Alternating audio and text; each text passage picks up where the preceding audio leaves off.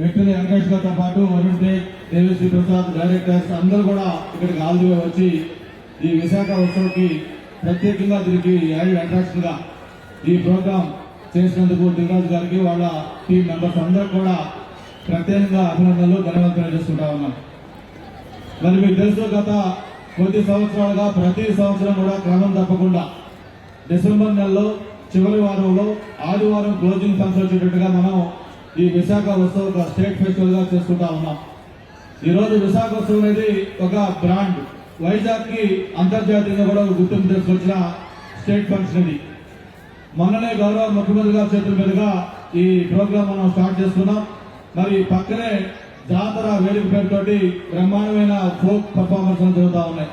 కొంచెం ముందుకెళ్తే 3 జిల్లాల్లో ఉన్న టెంపుల్స్ రిప్లికాస్ మొత్తం నమూనాలతో దాదాపు 10 దేవాలయాల యొక్క నమూనాలు పక్కనే ఉన్నాయి. అలాగే సెంట్రల్ పార్క్ లో లక్షలాది మంది మొత్తం ప్రజలు వీక్షిస్తున్న ఫ్లవర్ షో ఈ రోజు వైజాగ్ ఒక సెంటర్ ఆఫ్ అట్రాక్షన్ గా తయారైంది. మరి అనేక రకాల ఫుడ్ స్టాల్స్, అలాగే రైడ్స్, అనేక రకాల యాక్టివిటీస్ తోటి విశాఖోత్సవ ఒక పండుగ వాతావరణంలో మనం చేసుకుంటా ఉన్నాం.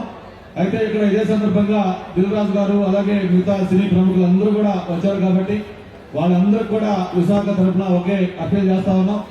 మీకు వైజాగ్ గురించి ప్రత్యేకంగా చెప్పనవసరం లేదు. ఒక సిటీ ఆఫ్ డెస్టినీ, ఒక స్మార్ట్ సిటీ, ఇండియాలోనే ఒక అందమైన సిటీ. ఎవరు క్రికెటర్ వచ్చినా, లేకపోతే ఒక సెలబ్రిటీ వచ్చినా, ఎనీ లెజెండరీ పర్సనాలిటీ వైజాగ్ వచ్చినా ఒక్కసారి వైజాగ్ చూస్తే ఆ వైజాగ్ యొక్క అందాలను చూసి ట్వీట్ చేయకుండా ఎవరైనా ఇది ఒక డర్బన్ లాగా ఉంది, లేకపోతే ఇంకొక ఫారిన్ కంట్రీ లాగా ఉంది, ఇండియాలో ఇటువంటి సిటీ ఉందా అని చెప్పి అందరూ కూడా చెప్పే పరిస్థితి వైజాగ్ వచ్చింది. అటువంటి వైజాగ్ లో ఈరోజు సినీ పరిశ్రమ కూడా కొనసాగాల్సిన అవసరం ఉంది. నేను ప్రత్యేకించి వెంకటేష్ బాబు అడుగుతాను. అందరికంటే ముందుగా వాళ్ళ నాన్నగారు ఎంపీగా ఉన్నప్పుడు నేను ఆయన కలిసి 5 సంవత్సరాలు ఎంపీగా ఉన్నప్పుడు చెప్పేవాళ్ళం, అన్నా ఇట్లా వైజాగ్ లో మీరు స్టూడియో పెట్టండి అంటే బాగుంటుందా సీజన్ అడిగేవాళ్ళు. లేదా బ్రహ్మాండం ఉంటుంది మీరు రండి అని చెప్తే ఆల్ ఆయన వచ్చి అప్పుడు మొత్తం మాట్లాడి ఇక్కడ స్టూడియో స్టార్ట్ చేశారు. అయితే నేను ఇప్పుడు వెంకటేష్ బాబు చెప్పాను, అక్కడ బాబు మీరు కొంచెం యాక్టివిటీస్ ఇంప్రూవ్ చేయండి అంటే, లేదా తప్పకుండా త్వరలోనే కాన్సన్ట్రేట్ చేస్తాము, వైజాగ్ లో ఉన్న స్టూడియోలో ఎక్కువ నిర్మాణాలు జరిగేట్టుగా చేస్తామని చెప్పి కూడా ప్రామిస్ చేయడం జరిగింది. నేను మీ అందరికీ ఒకటే అష్యూరెన్స్ ఇస్తా ఉన్నాను, వైజాగ్ అనేది సెంటిమెంట్ సినిమాకి.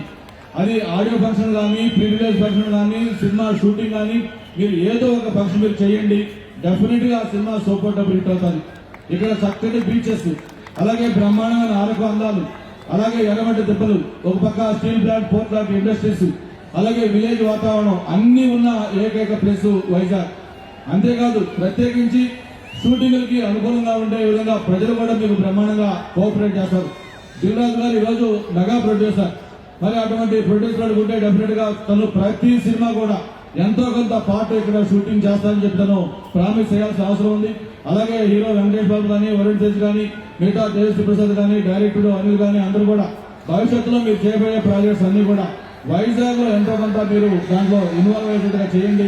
డెఫినెట్ గా ఆ సినిమా సక్సెస్ అవుతుందని కూడా కోరుకుంటూ మరొక్కసారి ఈ విశాఖోత్సవం ఇంత గ్రాండ్ గా సక్సెస్ చేసిన విశాఖ ప్రజలకి, అలాగే దీన్ని సహకరించిన అధికారులకి, అలాగే దీంట్లో సంబంధం ఉన్న ప్రతి ఒక్కరికి కూడా మనస్ఫూర్తిగా అభినందనలు తెలియజేసుకుంటూ మీ దగ్గర సెలవు తీసుకుంటా ఉన్నాం. జై హింద్.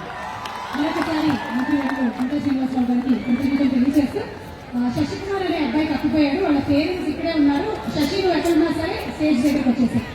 అండ్ ఇప్పుడు వరుణ్ మాట్లాడతారు. వరుణ్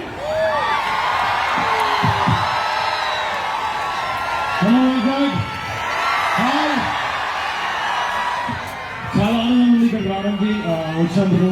వైజాగ్ నాకు చాలా క్లోజ్. నేను యాక్టింగ్ స్కూల్ ఇక్కడ వైజాగ్లో నేర్చుకున్నాను, జగదమ్మ థియేటర్ దగ్గర. ఈ వీడియో మీకు నచ్చినట్టయితే లైక్ చేయండి, షేర్ చేయండి. మరిన్ని ఇంట్రెస్టింగ్ వీడియోస్ చూడడానికి మా ఛానల్ కు తప్పక సబ్స్క్రైబ్ అవ్వండి.